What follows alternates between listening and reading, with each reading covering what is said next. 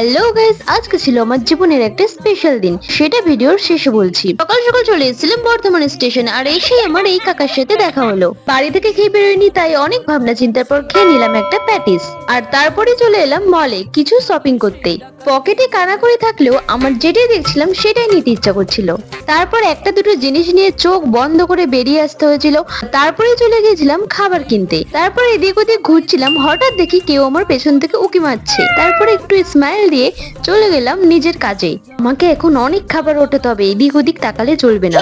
তারপর দেখো আমার অবস্থা, 2 বাস্কেট খাবার দাবার নিয়ে আমি টানতেই পাচ্ছিলাম না।